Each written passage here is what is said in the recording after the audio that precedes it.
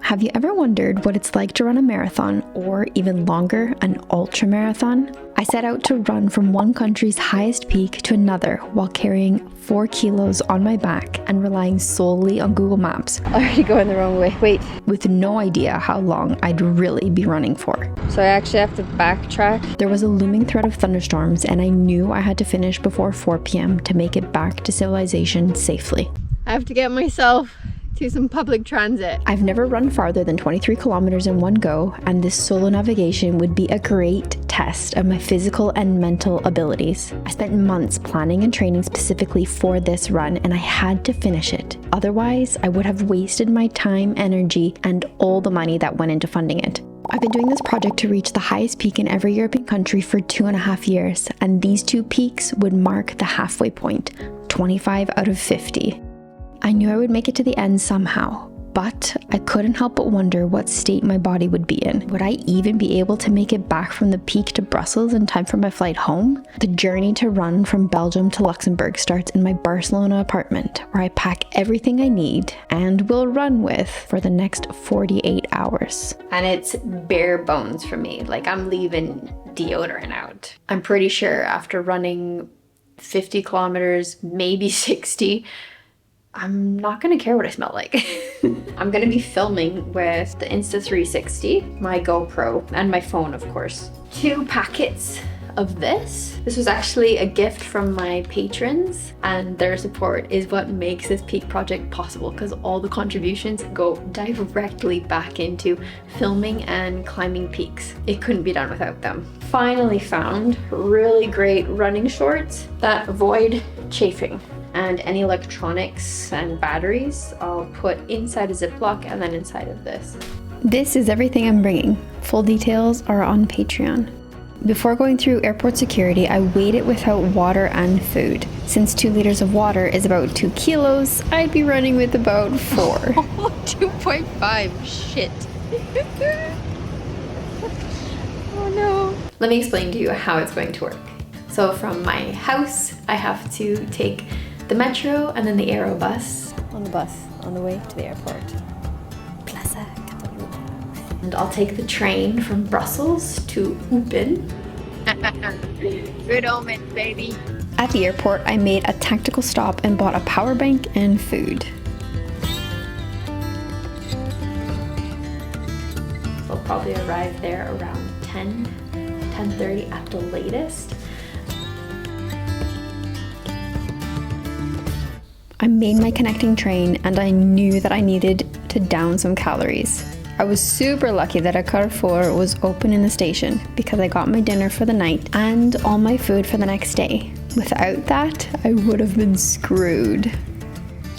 Made it to Eupen, and I realized I forgot my rain cover for my backpack. Oh, I usually forget something.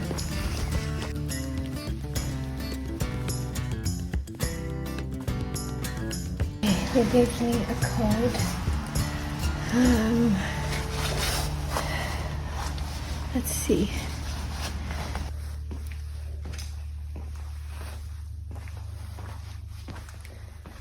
Oh, nice. Here I am. My room, really simple. I just called the taxis. The first one, hilarious. I said, oh, can I get a taxi tomorrow at 5:30 in the morning? 5 heures. I just called the second one and he was like, oh, après-midi? It's like, no, in the morning. So he said, it's cool. I hope it is cool indeed. Brush teeth and hit the hay. I slept for about 4 hours. I needed to be up early to stuff some calories in and clear the systems. It's a bad idea to run with full intestines. Then it was dynamic stretching and visualizing the run. What's crazy was that just a few days earlier, I was really sick. I'm doing my usual loop, the loop when I don't have a lot of time. I'm struggling. It's like just a few days out from the ultra. My legs feel like lead. I'm tired. I was feeling good now though. That excitement you get before you do something new was bubbling up. The crew at Kaleo, the guest house I stayed at, was really helpful, so I left them a little gift.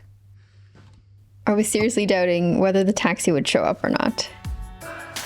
But sure enough, at 5:28, he was there. It's cold. I just want to run. Alright. Keep the rain out of my face. I'm doing this for me, for you, for anybody who was told in their life that they can't do something. You can. Let's do this. That's the peak. Can you hold this? Peak 24!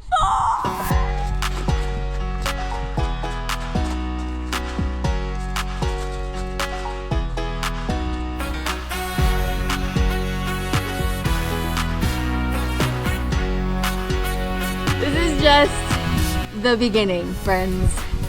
I now have about 50 to 60 kilometers all the way to Luxembourg. We're gonna outrun thunderstorms, just run. It's as easy as it gets. I borrowed my partner's watch so I could track how many kilometers I do. It says move to an open area. That's great. Still searching for GPS. Wait to start your workout. I don't know if I want to wait. I'm gonna have to start it with or without GPS. Let's go.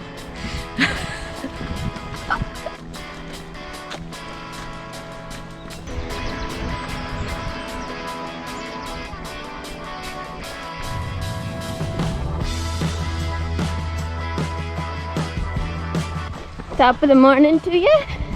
Bonjour. Wow, look at this. I told myself I wouldn't really stop unless it was something really cool, so here we go. Oh, that's majestic. Oh, there's a path. This is the right way. Next turn, Wames. Wames I can check again. I'm guessing that's Vames. Vams? The podcast is almost done. How cool is this? Ah! Oh my god, that's hilarious. No swimming. Yeah, no shit! Look at that castle. What? It's mega cool. Wow. There's another hill. It's a bit eerie. It's actually probably a good place to pee. Sometimes it's easier to be a person with a penis.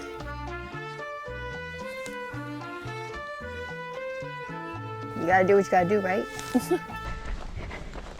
I don't know if this is gonna make the edit. I guess it depends how raw I'm feeling. I've got a gripe. When you're out in nature and you see somebody's tissues from wiping, like, come on, ladies, air dry or pack in, pack out. You wipe it, put it in a bag that you're gonna throw away later. Done. Woo! Wings. Oh yeah, I'm gonna have a tactical turn up here soon. I have to pay attention. Hello, Belgian wildlife.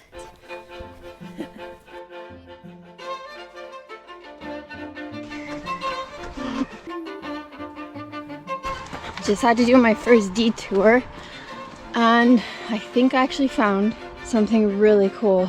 I have to go through St. Vith, which is 17 kilometers away, and it looks like it's on this really nice path. That's so much better than running next to cars. So a good decision. We won't know until we try.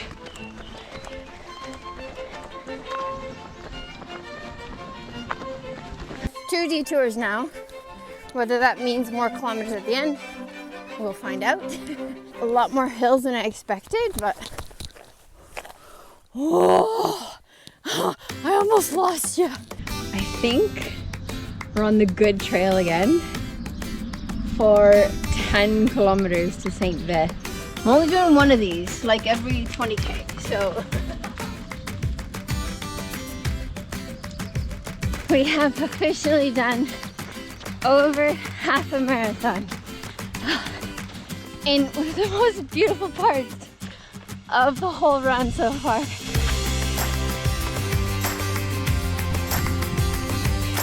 Oh, someone's woodwork. That one giving the other one some love. Isn't that nice? It's way cooler than just being a bridge because they've put on, what are they called? Like bouldering form? How awesome is that? And they've actually got like rope going up. I love that. That's a great idea. This area was beautiful, but not enough of a distraction from what was coming up mentally and emotionally. I'm now at a point where I've run the farthest distance I've ever run in one go. Got some shit coming up, you know? I'm so grateful for my support system I have now. I got my partner in my back corner. He's sending me little messages. Is this the right place? I'm just at a point in my life where I'm better at blocking out the noise, the bullshit. You're always gonna have people who put you down, who limit you. But the one person who can't limit you is yourself. And truth be told, sometimes I do that. But don't do that. Pump yourself up, believe in yourself, because you can do these things. I think this is why I'm so emotional, is because when I was growing up, I had people who put me down, who controlled me. Sometimes felt I couldn't be myself, I couldn't live up to my full potential. I'm overcoming that, which is its own marathon. Whew. Worked through that anxiety. Thanks for listening. Now I gotta see which way to go, because we're now in St. Vith. Already going the wrong way. Wait, should probably fuel up on water. There's no more water. And it's completely shut. What the hell? Is everything closed on a Saturday? Yes, water. The dangerous part now, because I've stopped. They were very slow in the supermarket. It's not just water. I'm gonna add in my electrolytes and this magic juice that my patron sent me. I'll always let you know about ads. This isn't one, but shout out anyways to Cardomax's Yummy Energy Mixture. It's some of the best I've come across. Keto gold, leave there. Maybe to mix it, I'll just add a little more. I guess it'll jiggle when I run. My money don't wiggle. What did he say? My money don't wiggle. I don't know. So that ahead is going onto a highway. So I actually have to backtrack, and I just sprinted around that curve because, I mean, sometimes you're not paying attention and all they have to do is just nudge over just a little bit. But then the issue is when you have these freaking curves, I mean, where do you go? This is gnarly.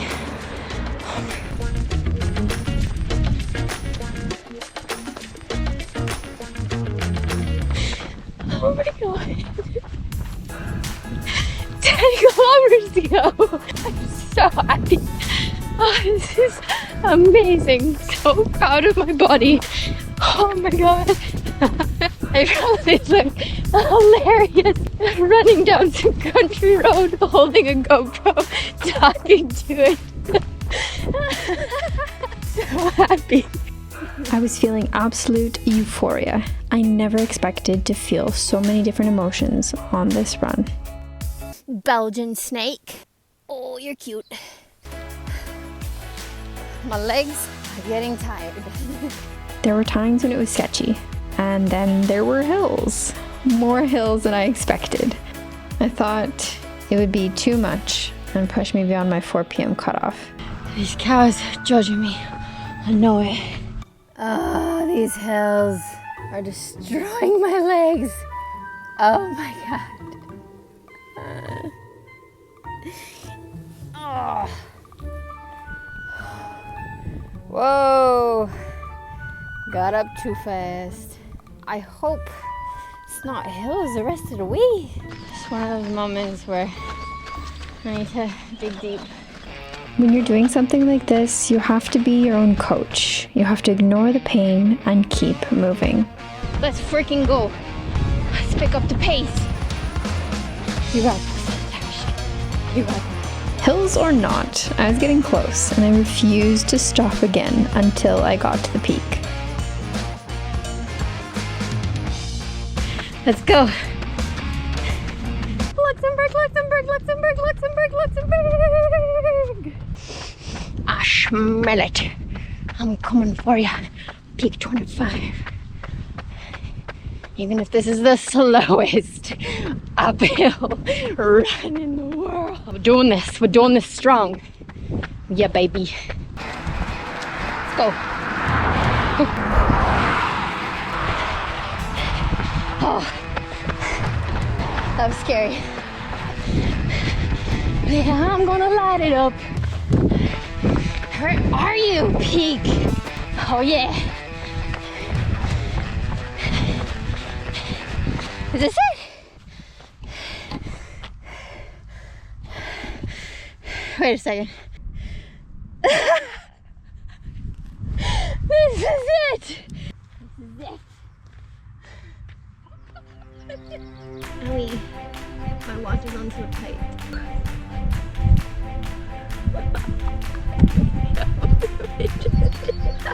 I don't even know if I can dance. Peak 25! Yes! That's 25 out of 50. I'm halfway. Holy shit. 50 kilometers from Belgium to Luxembourg. Insanity. Google Maps said, I think 45. I mean, I had a few detours and pretty good, pretty accurate, to be honest. I was like adding in an extra 15. I thought I was gonna do 60. The crazy thing is, I'm not even done. I have to get myself to some public transit. Okay, yeah, I think I deserve to sit for a little bit. My fear is, if I sit, maybe I won't get back up. Next mission, to get myself back to Brussels. And some real food would be nice. Yeah. Yeah. Okay. Delusional a little bit. Okay, gonna stop filming. I'm not gonna sugarcoat it. The next 6 hours were a challenge of their own. I was alone and struggling hard. I needed to get back from the countryside in Luxembourg to Brussels, ASAP. I didn't have a place to sleep yet, so I needed to figure that out. And I couldn't film much. I was barely holding it together. But the next morning, I was able to share what happened.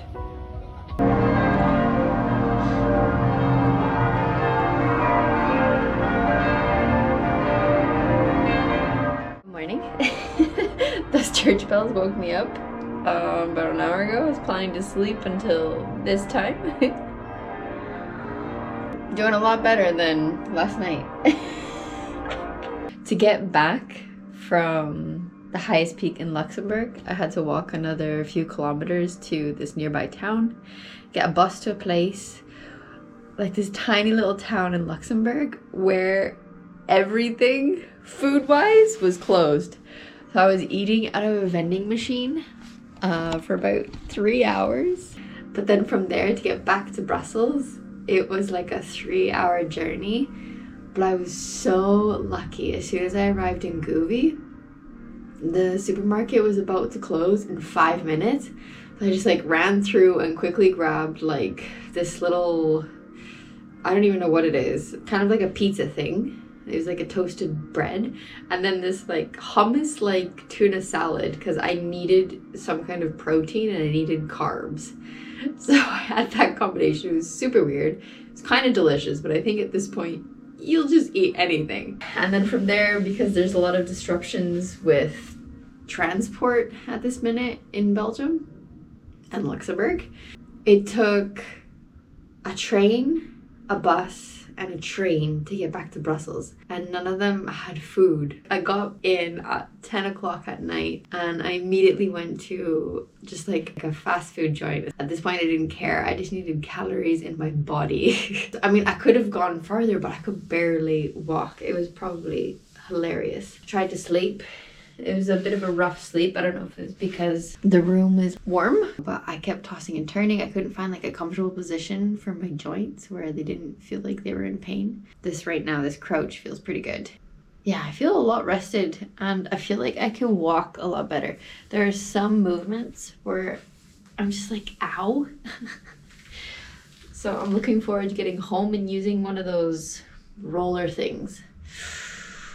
Yeah, like this position hurts. It's like in the joints. It's the ankles and hips. But I kind of expected that. I haven't got very good ankles. Anyways, gotta get a move on.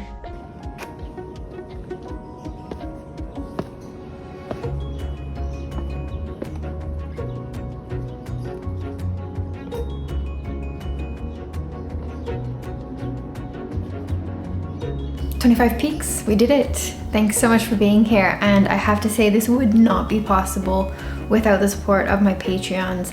All the money they contribute goes directly back into the Peak Project and into the YouTube channel. There are some big mountains coming up, like we're talking Mont Blanc in France and Italy. There's a bit of a rivalry with who it belongs to, so they've both kind of claimed it as their own. Dufourspitze, the second highest in Western Europe. Do check out the Patreon. I appreciate you even considering it. It really does help. I hope you get after your own adventures. Take care.